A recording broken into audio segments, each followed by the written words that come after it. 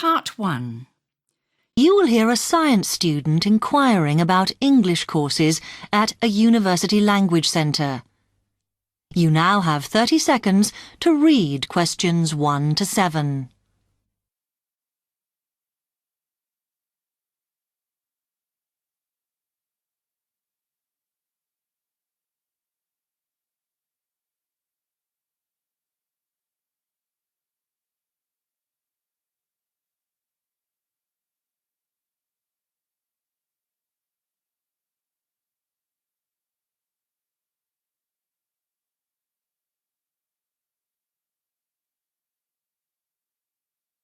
Hi, I've come to ask about the English courses you run for international students. Oh, right.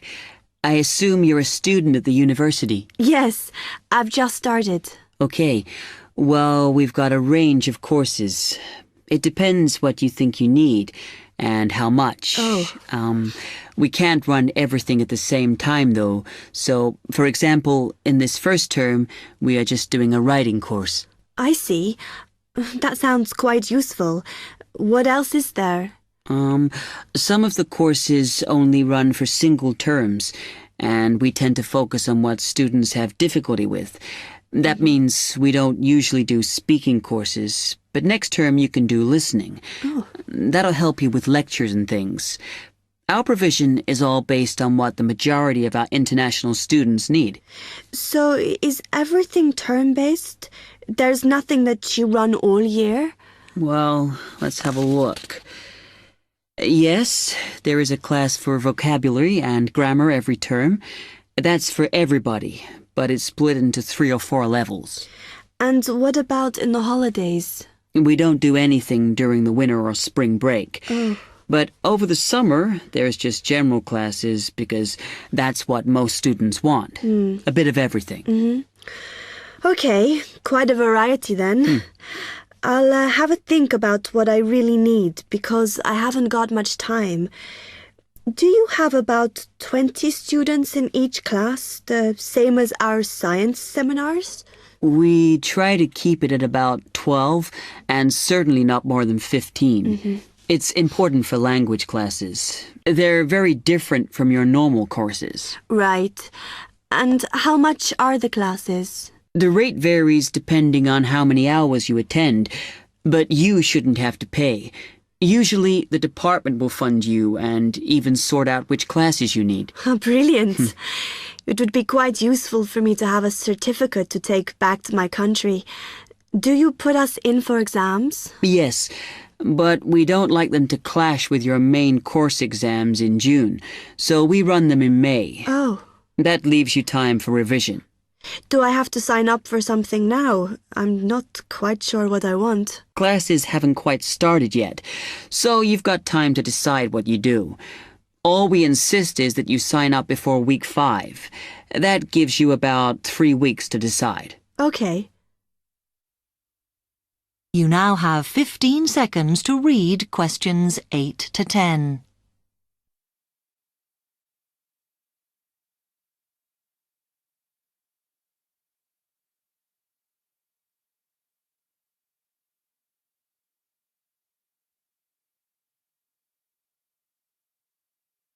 Then, when you've made up your mind, you need to come back here to the administration office to enroll. What do I need to bring with me when I enroll? My identity card, I guess. Yes, or your passport. Then you'll be given a registration form, which you'll have to show to the teacher when you have your first class. Okay. And should I ask my tutor about which classes I should do then? Yes. Then you get a note from him and give that to the desk when you register. Can I use the computers here as well?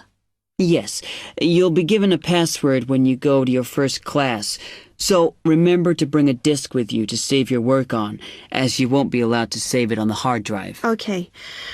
Will I need anything else?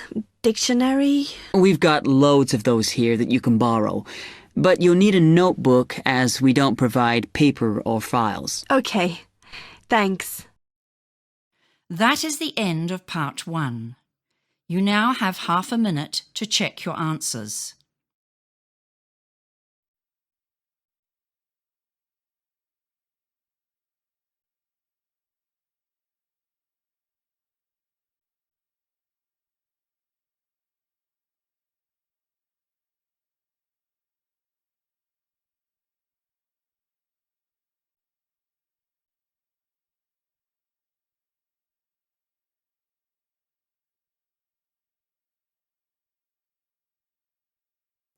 Now turn to Part 2. Part 2. You will hear a talk on the radio about grass roofs. First, you have some time to look at questions 11 to 13.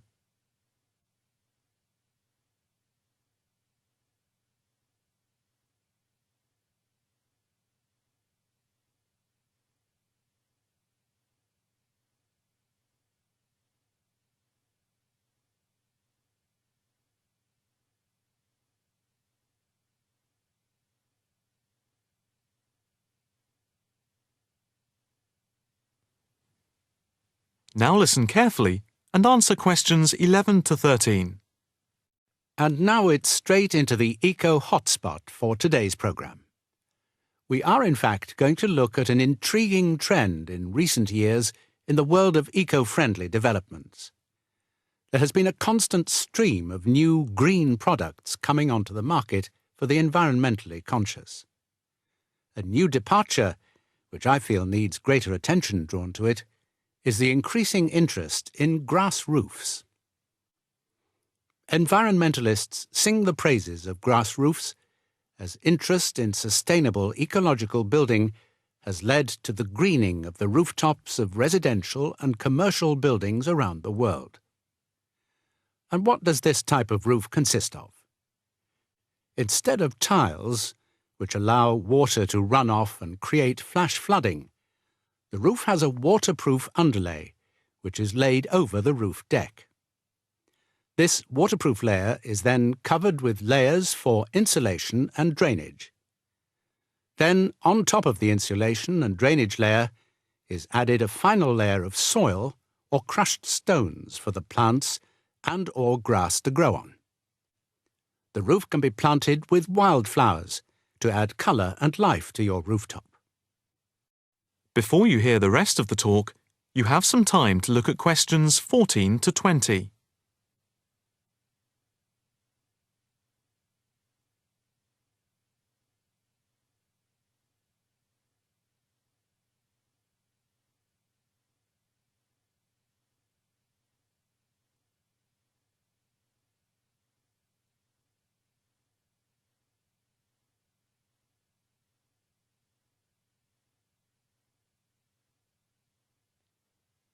Now listen carefully and answer questions 14 to 20. As for the benefits of grass roofs, in spring and in summer they are very pretty as flowers spring into bloom. Moreover, in summer, grass roofs are of particular benefit in cities because they keep any building cool by reflecting the sun's rays. In winter, the grass roofs insulate the building, helping to prevent heat loss. The roofs require little maintenance and are better than any other roofing material. They encourage biodiversity by attracting bees and birds, and they absorb water runoff, which helps prevent flash flooding. In fact, the gravel layer retains 71% of the rainwater that falls, thus helping to prevent flash flooding. In winter, the brown soil is a bit more evident, which can look unattractive if the roofs are not tended carefully. But that is a price worth paying, and I would say that they come highly recommended by those who have them. If you compare grass roofs with tiles, the latter do certainly look very tidy, but at a price to the future of the planet. The main drawbacks of tiles, though, are the water runoff and the absorption of heat from the sun's rays in summer. So, if we are to save the planet from the ecological point of view, tiles do not come recommended. The only roof that I can think of which has similar ecological credentials to the grass roof is the thatched roof. Thatched roofs are good insulators and very attractive, but very pricey and not ideal for cities. How can we make more of our roofs green? That is, how can people be persuaded to install grass roofs? The World Green Roof Conference in Australia was a very good start. At a grassroots level, the best way to raise the profile of grass roofs is to make them trendy by highlighting them in fashionable magazines, so that people begin to feel that they cannot do without them. But the idea I like best is holding competitions for the best designed grass roofs. Next week, Eco Hotspot is going to look at... That is the end of part 2. You now have half a minute to check your answers.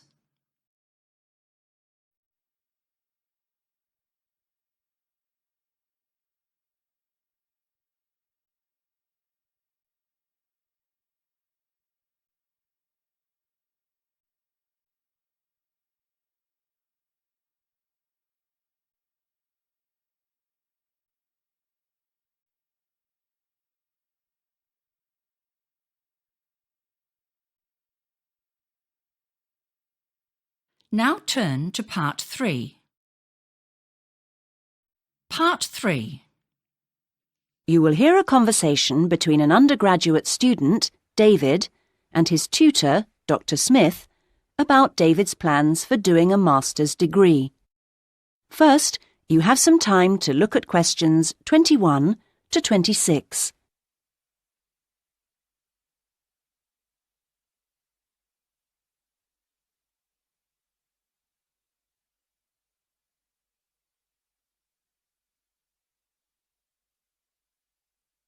Now listen to the first part of the conversation and answer questions 21 to 26. Right. Well, David, I think it's a good idea to talk a little about your plans for going on to do an MA. Now, I understand you're thinking in terms of either Forth College or Haynes College? That's right. Well, so far anyway. No, I think that's a good choice to have narrowed it down to. I'm interested to know how the services to support students work in both places. Yes, I know you've needed to make use of those here in the last year. I have to say I'm not absolutely sure about the situation at Haynes. I expect they're all right, but certainly Forth has a good reputation in that regard. They have a large number of students from abroad, and they have to make sure they're okay. That's reassuring. And then I'll be moving city again, obviously, whichever college I go to, and I hope that the room or flat I could expect would be nice. Very important, yes. These days, actually, all colleges tend to have decent quality rooms or flats for their students, and Forth and Haynes are no exception. Right. Well, what about comparisons on the academic side of things? Well, I know you're an avid user of the limited online provision we have here.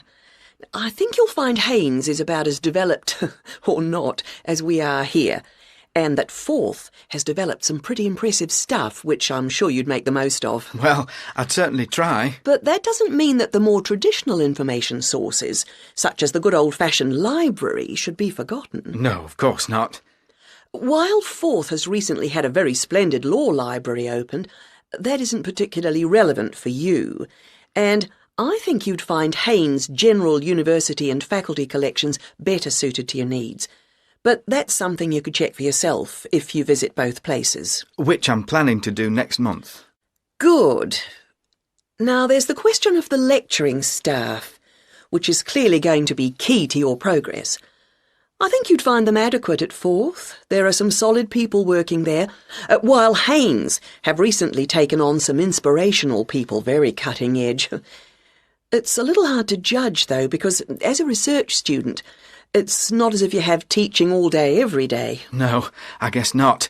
But I'll need to consult. Yes, and on the subject of research, in terms of the college's reputation for results, again, neither place is bad in any way, but I think you'll find, and you can check this on the Research Council's website, that Haynes has consistently scored very well. There's perhaps a little bit of an issue with non-completing doctorate students at Forth. Well, I'll certainly look at the website as you suggest. Fine. Now you have some time to look at questions 27 to 30.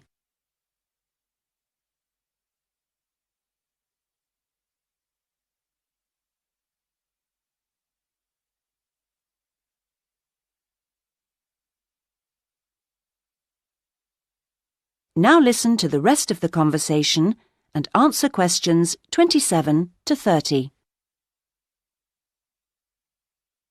I'm still a bit anxious about making this next step.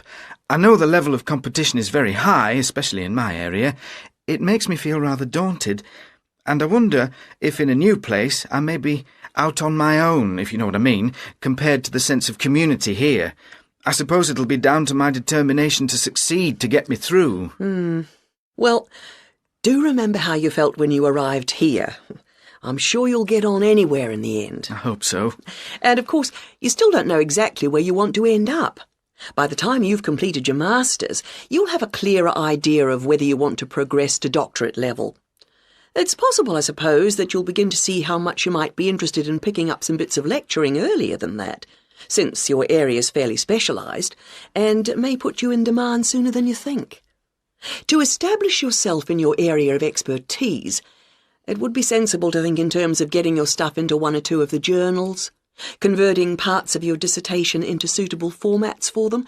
That'll stand you in good stead, whatever else you decide to do. That sounds like good advice, thanks. Actually, I think master's level studying has improved in some ways over the last few years. The internet you love so much was always going to make all kinds of studying easier. Or that's the idea, anyway. I'm not sure it really has the impact you might think. What I've found impressive is the way courses have developed to be more adaptable, more able to fit in with all the other demands in people's lives. So, while the exams and assignments you all have to do may not have shifted much, at least a wider range of students are now able to benefit from education at the higher levels. I just wish I could be sure I was always making the best use of my opportunities. At the end of each week, I usually feel I could have got more done, arranged things differently, been more efficient somehow. I've got a lot better at taking down notes during seminars and lectures, which means, I think, that my written work has benefited to some degree, so there's progress on some fronts at any rate. Yes, it's interesting seeing... That is the end of part 3. You now have half a minute to check your answers.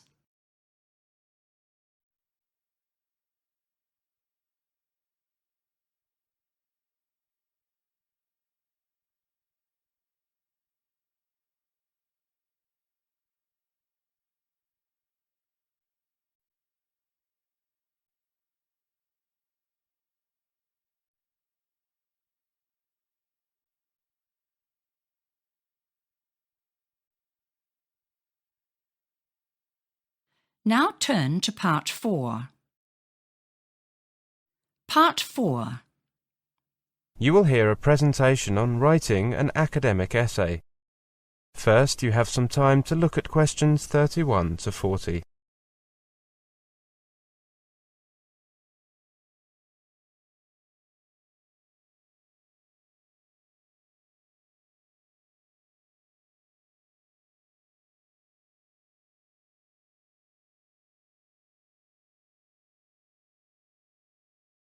Now listen carefully and answer questions 31 to 40. Welcome to this first presentation on writing an academic essay. A university essay can be thought of as an extended answer to a quite specific question that has been posed by your lecturer. A key consideration for lecturers when they mark students' work is whether the essay before them is relevant. That is, whether it does in fact provide an answer to the question being posed. For this reason it is important when you prepare to work on an essay that you spend a reasonable amount of time reading and mulling over the essay topic so that you understand precisely what is being asked.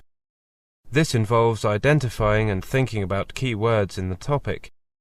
Among other things, this tutorial on essay writing is based on the following topic. In the last 20 years, rates of divorce have risen significantly in Western countries. Critically analyze some of the different explanations given for this phenomenon.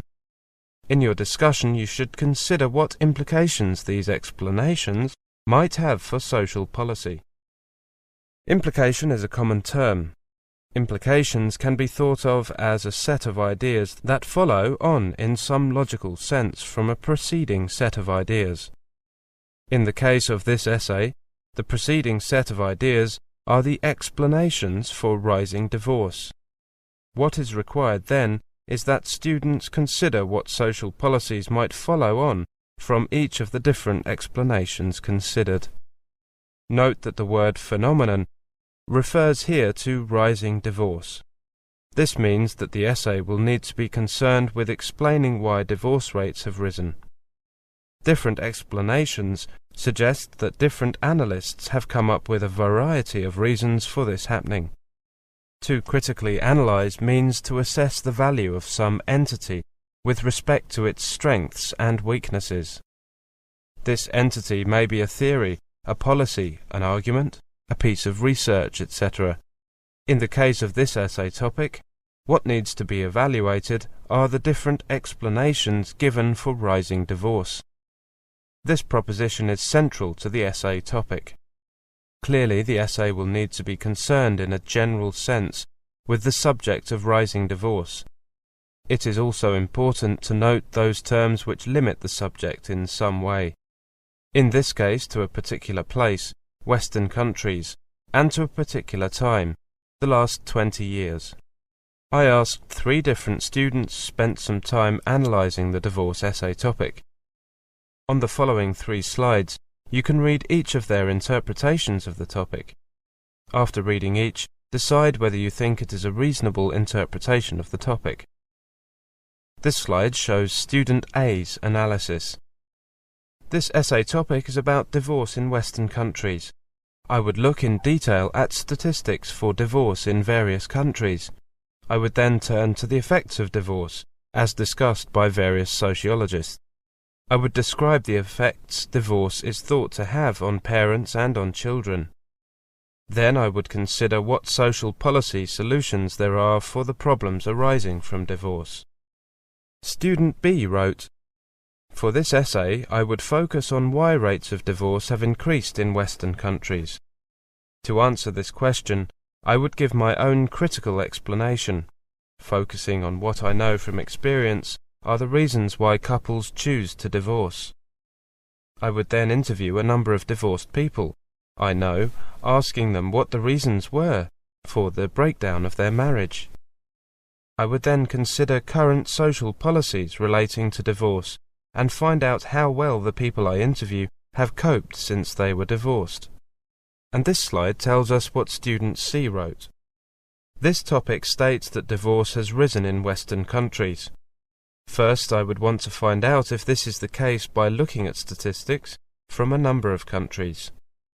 Assuming that the proposition is true, I would then look at a variety of accounts given by sociologists for this increase. For each of these, I would consider how adequate an explanation it is. The topic seems to imply that rising divorce is a phenomenon that needs to be addressed by policymakers. I would then think about what sort of social policy positions might follow on from each explanation. Having read the 3 interpretations, in your opinion, which seems the most reasonable interpretation? Ah yes, I think you've got the answer. Of the 3 interpretations, student 3's would be closest to what is required. The student is proposing to comment on the adequacy of a range of sociological explanations for divorce, i.e., critical analysis, and then to consider what types of social policy would follow on from her explanations, i.e., implications. That is the end of part 4. You now have half a minute to check your answers.